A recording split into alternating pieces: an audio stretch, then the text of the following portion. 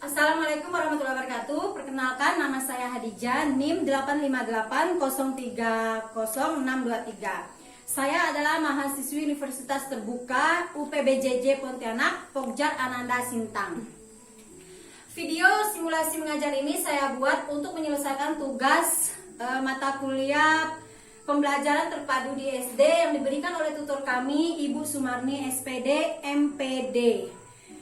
Di sini saya akan membahas tema 9, Kayanya Negeriku, subtema 3, pembelajaran 1, pelestarian sumber daya alam di Indonesia. Selamat menyaksikan.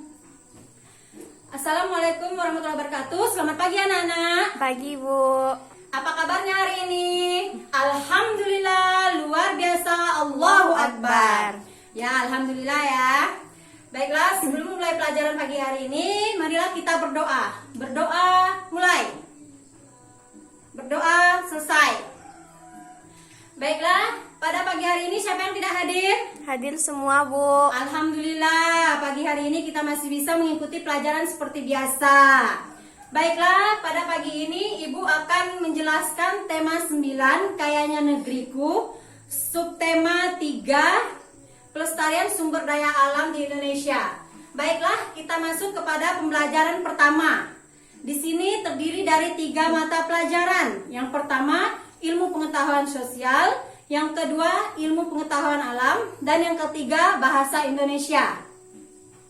Nah, sekarang coba kalian buka buku halaman 100 dan perhatikan gambar tersebut dengan seksama.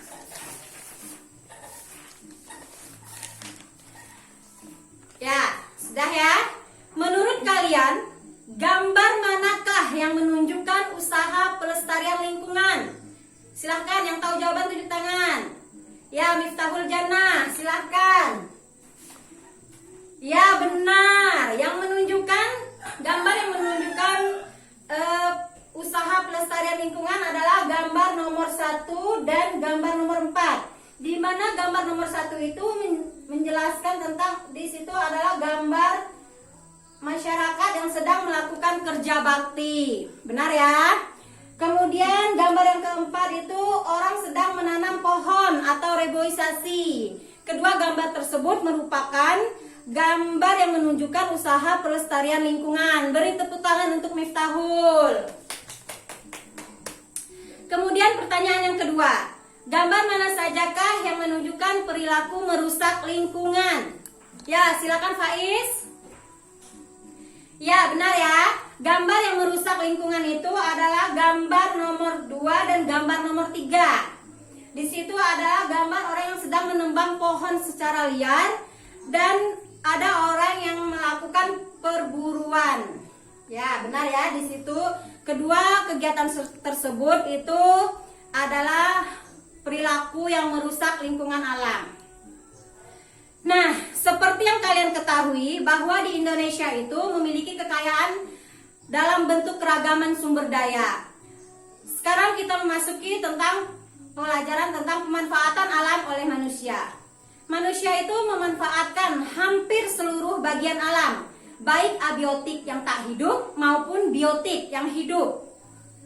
Manusia memanfaatkan lingkungan abiotik, yaitu tanah, dengan melakukan penggalian untuk mendapatkan bahan tambang yang berguna untuk berbagai keperluan. Batu bara adalah salah satu contohnya. Selain itu, berbagai jenis bahan logam mulia bernilai tinggi pun ditambang, seperti emas dan perak. Tak hanya emas dan perak, bahan tambang lain yang diambil dari bagian dalam lapisan bumi seperti nikel, timah, dan bauksit juga jadi perburuan manusia. Baiklah, manusia juga memanfaatkan hewan dan tumbuhan. Ada 2 jenis hewan. Ada hewan peliharaan dan ada hewan liar yang hidup bebas di hutan. Manusia membudidayakan beberapa jenis hewan untuk memenuhi kebutuhan hidupnya, seperti bebek, ayam, kambing, sapi, kerbau, dan masih banyak lagi yang lainnya.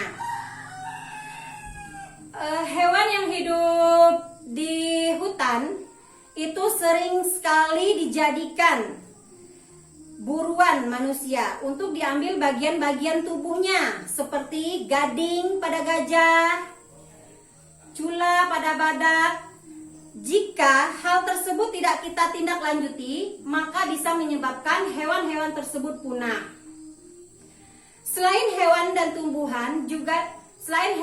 tumbuhan juga banyak bermanfaat bagi manusia. Seperti sebagai obat-obatan, misalnya jahe, kunyit, serai, dan masih banyak lagi yang lain. Ada juga tumbuhan yang mempunyai nilai ekonomi yang tinggi, seperti pohon jati dan pohon cendana, yang dapat dijadikan sebagai perabot rumah tangga. Baiklah, itu penjelasan dari Ibu. Apakah ada materi yang kurang jelas atau yang ingin ditanyakan? Tidak ada, Bu. Oke, baiklah. Jika tidak ada yang bertanya, kita lanjut. Apakah kalian tahu bahwa Indonesia adalah bangsa yang memiliki banyak sumber energi? Nah, sekarang kalian buka buku halaman 103. Perhatikan gambar tersebut. Gambar tersebut itu merupakan gambar sumber energi. Jadi, sumber energi itu ada dua. Yang pertama, sumber energi yang tidak dapat diperbaharui. Itu merupakan sumber energi yang akan habis.